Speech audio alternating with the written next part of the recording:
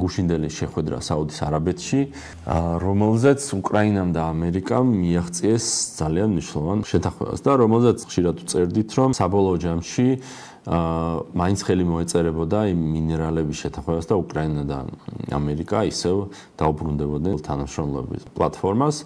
ასეც მოხდა.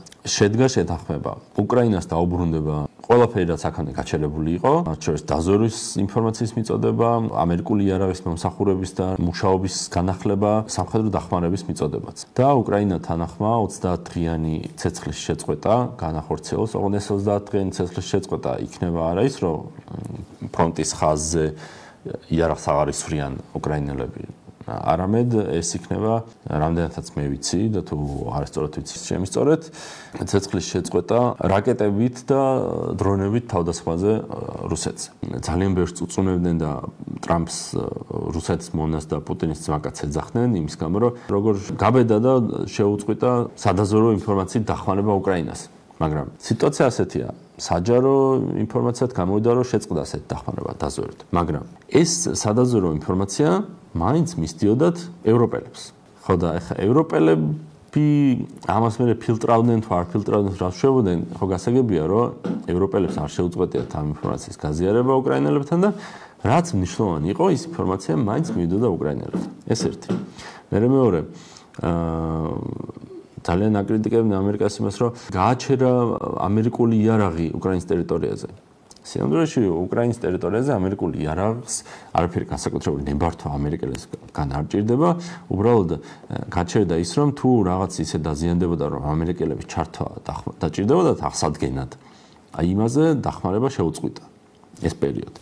რაც აი რო შეხედოთ ესე ოკეი, შეიძლება რაღაც ერთი ჰაიმარსი ან ერთი F-16 მაგ პერიოდში ისე გაფრჭებულიყო, რომ ამერიკელები ჩარევა გავხდა საჭირო და მაგაზე არ მიიღოთ დახმარება, მაგრამ არაფერი დრამატული ამაში ხო არ არის ისეთი, რომ თქვა, რომ ამერიკა გახდა United States of Russia, ამერიკის ნაცვლად. ხო სისულელეა. სამხედრო დახმარების მიღების შეწყვეტას რაც შეეხება, ესეთი წყვეტები ამერიკიდან უკრაინაში იარაღის ჩასვლის აქამდეც არაერთი ყოფილა და არაფერი განსაკუთრებული მაგას ასევე არ მოყოლია. თვითონ უკრაინელებიც იძახდნენ, რომ ჩვენ ახლა იმდენი იარაღი გვაქვს, რომ 6 თვე თავს გავიტანთ. ასე რომ გამოვიდა, რომ რეალურად არაფერი განსაკუთრებული შეფერხება ამერიკის ამ ნაბიჯმა უკრაინას არ მოუტანა. მაგრამ დაიხატა სიტუაცია, როდესაც ტრამპს შეეძლო რუსებს ეთქვა, რომ მე ძმაო აქ მხარე კი არ ვარ ამ სიტუაციაში. მე ვარ ადამიანი, რომელსაც მინდა ომის გაჩერება. აგერ არც უკრაინელებს არ ვეხმარები. თქვენ ხო არ გეხმარებით და არ გეხმარებით. ხო და აი ნახოთ თქვენ ორში რომელი იქნება ჩამშლელი ამ შეთანხმების. ომის გაჩერების ჩამშლელი. ვინც იქნება, იმას დავსჯიო. ტრამპის სულ იძახდა. საბოლოო ჯამში უკრაინა გააფორმა შეთანხმება და გახდა ყველანაირად კარგი ტიპი იმ მხრივ, რომ უკრაინას მართლა უნდა ომის გაჩერება.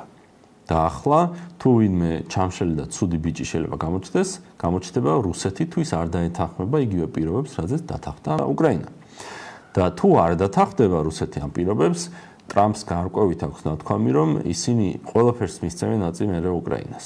ანუ თუ გამოჩნდა, რომ ომის გაგრძელება მარტო რუსეთს უნდა, მას აიძულებენ ომი დაამთავროს.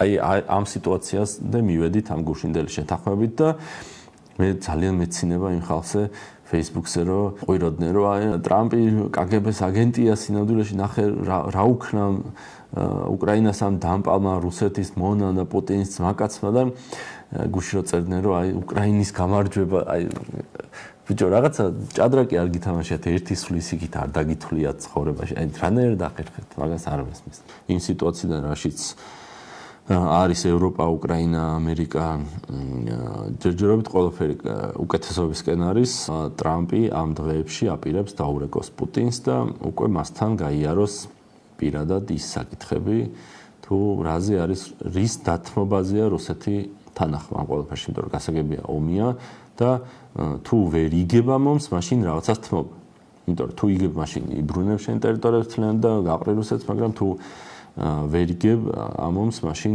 რაღაც დათმობა მოგიწევს ისევე როგორც რუსეთს თუ უკრაინას ვერ იპყრობ და შენ SVO-ს მიზნებს დენაციფიკაციას რაღაც სისულელეები რო ქონდათ ხოლმე რაღაც მიზნები რუსული ენის დაცვა და დებილობები. აი მაგას თუ ვერ აღწევ, მაშინ მოგიწევს გაჩერდე და შენი სიტუაცია, როდესაც ხელს ვერ უწევ მოწინააღმდეგეს, დააფიქსირო რამე ფრეში. ხო, ეს ფრე ნიშნავს შენს დათმე, მეც დავთმეს. ხო და აი რა იქნება ის, რაზეც რუსეთი დათმობაზე წავა, მოახერხებს თუ არა პუტინი მიყიდოს ეს გამარჯვება თავის ამორჩეველს და შეენარჩუნებს თუ არა პოლიტიკური ძალაუფლებას იმ დონეზე, როგორც არის და რა მეცვლილებები მოხდება თუ არა ქვეყნის შიგნით, იმიტომ რომ ის მიზნები, რაც მას ჰქონდა, მათ შორის ტერიტორიული მიზნებიც კი ვერ არის მიღწეული. ნახოთ უახლოეს დღეებში უკრაინაში ძალიან საინტერესო ამბები უნდა მოხდეს უკრაინის ფრონტზე.